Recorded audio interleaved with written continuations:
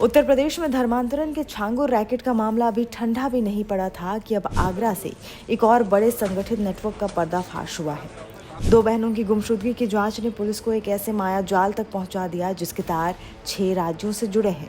कहानी शुरू होती है आगरा से, जब पुलिस 33 और 18 साल की दो सगी बहनों की गुमशुदगी की जांच कर रही थी।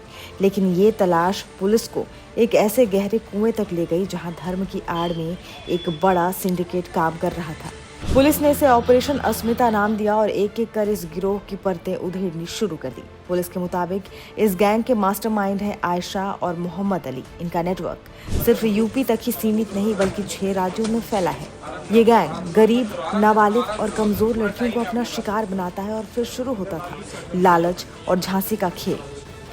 लेकिन कहानी में ट्विस्ट तब आया जब आरोपी मोहम्मद अली, जिसका पुराना नाम पीयूष पवार था, उसने पूछताछ में एक अलग ही कहानी बताई। उसका दावा है कि एक लड़की ने उससे शादी के लिए धर्म बदलने की शर्त रखी, लेकिन जब उसने धर्म बदल लिया तो लड़की ने शादी से इनकार कर दिया। अब पुलिस हर एंगल से इस जटिल मामले की जांच कर रही है। इस मामले में सबसे चौंकाने वाली बात यह है कि पकड़े गए 10 आरोपियों में से 6 खुद पहले अपना धर्म बदल चुके हैं।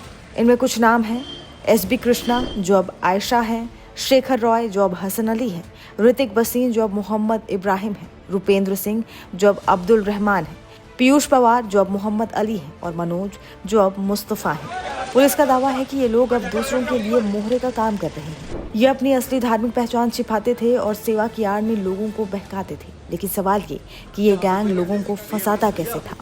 चमत्कार और इलाज का झांसा देकर, बुरी आत्मा से मुक्ति दिलाने का दावा करके, फर्जी एनजीओ और मदरसों के जरिए गरीबों की मदद के नाम पर, राशन, इलाज और बच्चों की फीस भरने का लालच देकर, व्हाट्सएप ग्रुप पर भड़काऊ वीडियो और भाषण भेजकर ब्रेन वॉश करते थे।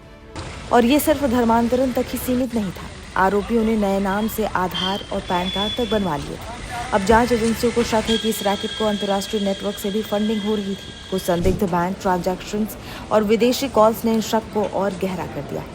यूपी एटीएस को आशंका है कि इस गिरोह के तार बिहार, बंगाल, महाराष्ट्र और केरल जैसे राज्यों तक भी फैले हो सकते हैं।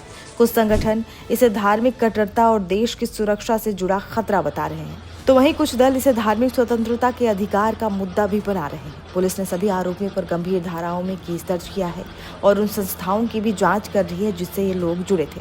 अधिकारियों का मानना है कि ये सिर्फ एक सिरा है और इस जांच से उत्तर प्रदेश में सक्रिय एक बहुत बड़े नेटवर्क का पर्दाफाश हो सकता है। बहरहाल ये मामला बेहद गंभीर है। सवाल सिर्फ धर्म परिवर्तन का नहीं, बल्कि इसके पीछे काम कर रहे संगठित अपराध और संभावित विदेशी फंडिंग का है। अब देखना होगा कि ऑपरेशन अस्मिता की जांच इस मायाजाल की और कितनी गहरी परतों को खोल पाती है।